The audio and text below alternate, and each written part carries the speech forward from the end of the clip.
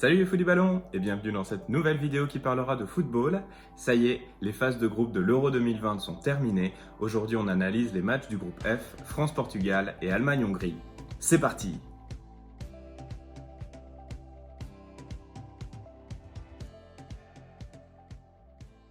Alors, comme on analyse deux matchs en une vidéo, on va faire un format un petit peu différent. Je vais prendre chaque match et je vais vous donner deux enseignements par match, puis un top et un flop par match. Je vous propose de commencer tout de suite avec France-Portugal. Alors, mon premier enseignement, ce sera simplement le mot détail.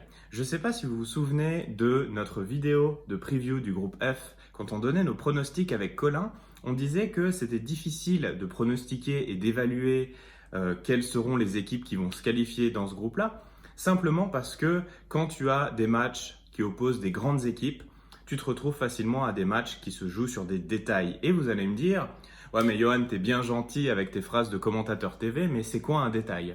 Eh bien un détail pour moi en foot, ça peut être deux choses. C'est une décision arbitrale qui peut être un penalty un petit peu litigieux ou un carton rouge un peu généreux. On va dire que c'est la première catégorie de détails. Et la deuxième, ce sera une action extraordinaire d'un grand joueur. Je sais pas moi, un attaquant qui fait une frappe de 40 mètres, qui dribble 3 joueurs avant de marquer, ou encore un gardien qui est capable de sortir un ballon extraordinaire. Tu te dis, mais c'est la seule fois de sa vie qu'il est capable de sortir un ballon comme ça. Ça, pour moi, c'est typiquement un détail. Et bien, vous savez quoi, dans ce match France-Portugal, des détails, il y en a eu plein. Alors, oui, il y a eu 3 pénaltys, ça a eu son importance, même si je trouve que les 3 pénaltys, de manière globale, étaient justifiés. J'aimerais quand même dire que le penalty le plus important, c'était le penalty donné à l'équipe de France juste avant la mi-temps. C'est vraiment le penalty qui change entre guillemets tout, simplement parce que le Portugal a marqué son premier but vers la 30e minute, quelque chose comme ça. Et ensuite, la France a pris un gros coup sur la tête. Ils avaient complètement disparu. Le Portugal avait repris le dessus durant ce match-là. Et au final, c'est ce penalty qui a permis à l'équipe de France de ressortir un peu la tête de l'eau et de revenir dans ce match-là. Donc je pense que ce penalty-là, c'est le penalty le plus important. Un autre détail, entre guillemets, un fait de jeu que j'aimerais ressortir, c'est cette frappe extraordinaire à l'entrée de la surface de Paul Pogba, qui nous envoie un ballon en pleine lucarne, une merveille de frappe. Et c'est là qu'on a un autre détail, c'est Rui Patricio, le gardien du Portugal, qui arrive à sortir cette frappe de Pogba. Il a la main assez ferme pour que le ballon ne file pas dans la lucarne. Ça, c'est typiquement le genre d'action qui fait soulever un stade. C'est typiquement le genre de détail qui te marque. Et comme je l'ai dit avant, ce match-là, on a eu plein. Donc les détails, c'est mon premier enseignement. Mon deuxième enseignement, globalement, en fait, j'aimerais qu'on retienne que ce match était plutôt pauvre, était plutôt triste. Et c'est ça qui est dommage, voire même un petit peu étonnant, parce que ceux qui ont regardé le match vous diront que c'était un match vraiment très plaisant à suivre. Mais en fait, pour donner juste une illustration de ça, c'était assez courant que les deux équipes se retrouvent typiquement en défense, à reconstruire, repartir vers l'avant. Et à ce moment-là, c'est le défenseur central qui a le ballon, qui fait quelques pas vers l'avant pour se projeter et tenter de trouver des solutions de passe. Et qu'est-ce qui se passait? Les 9 autres joueurs de champ étaient statiques. Ils bougeaient pas ou ils marchaient. Ce qui fait que c'était très facile pour l'autre équipe de défendre.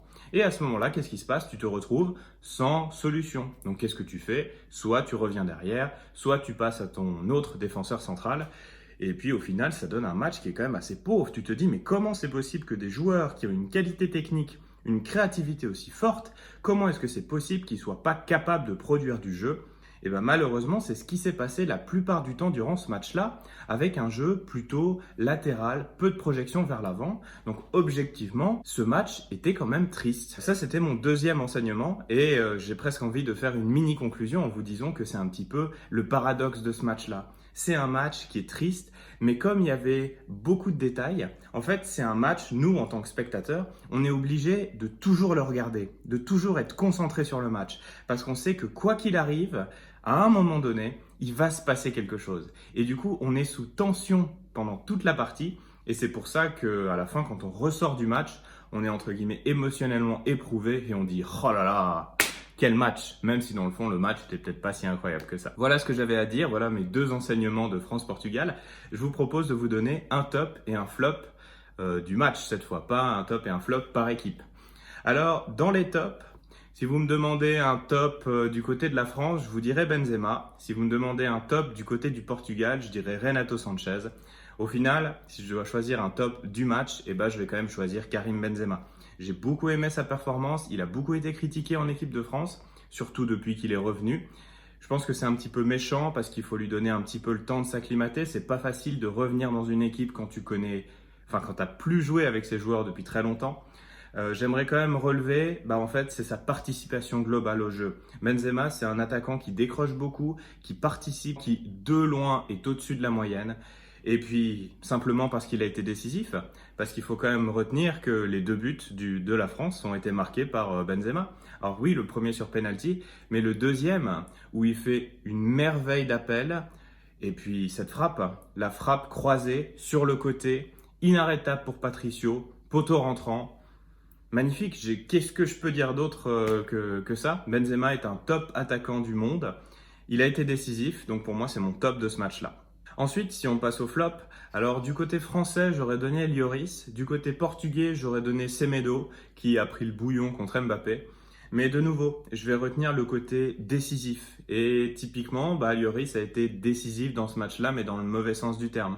J'ai trouvé quand même que c'était un gardien qui inspirait pas vraiment confiance, à l'inverse de Rui Patricio au Portugal.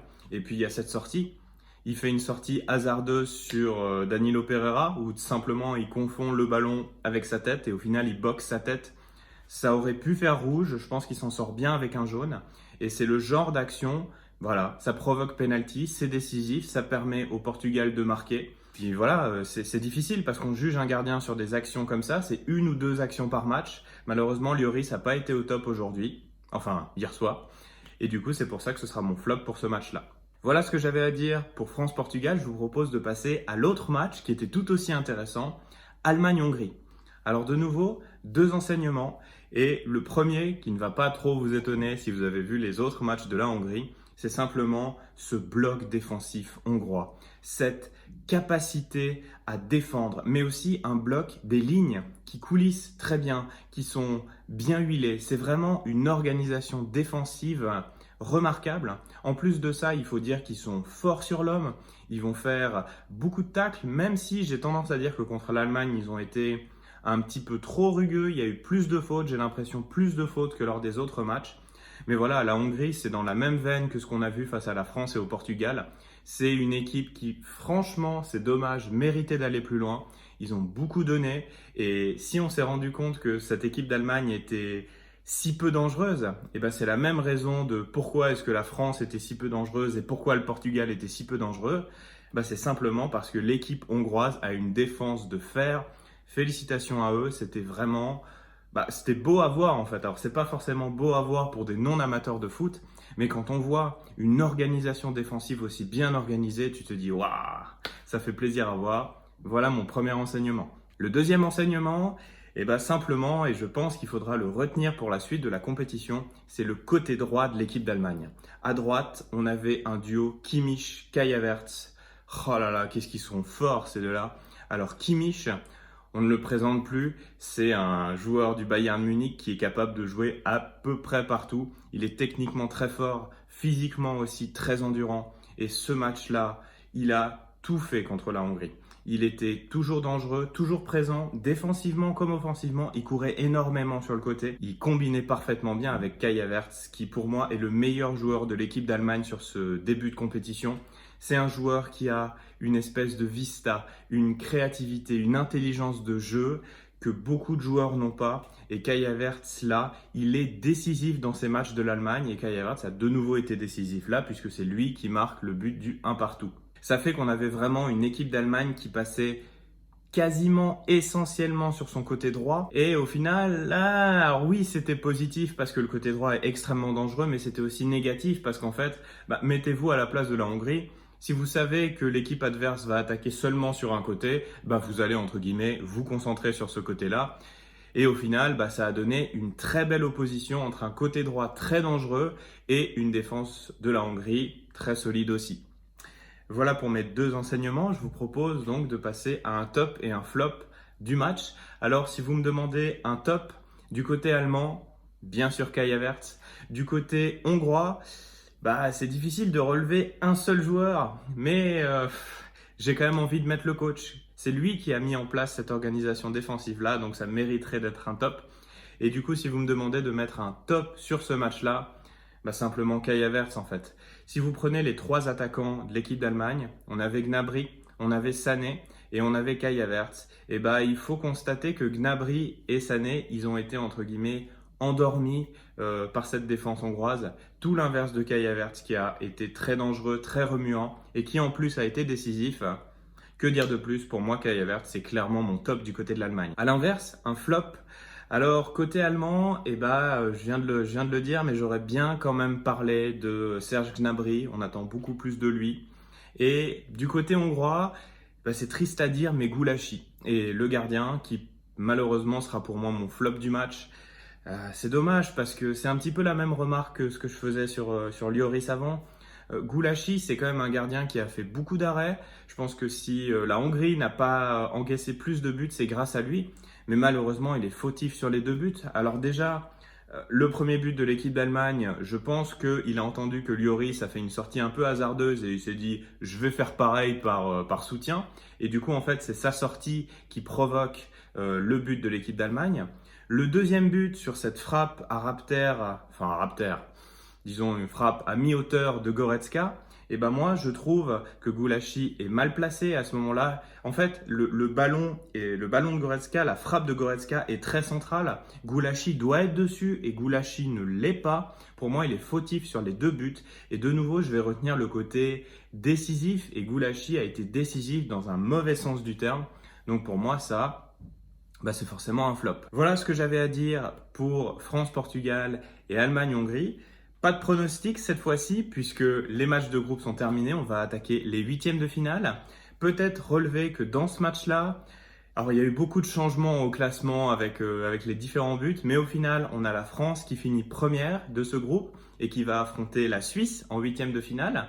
On a l'Allemagne qui termine 2e et qui va affronter l'Angleterre à Wembley. Et enfin, au final, on a le Portugal qui finit 3e et qui va se taper la Belgique en 8e de finale. Ça va être un super beau match.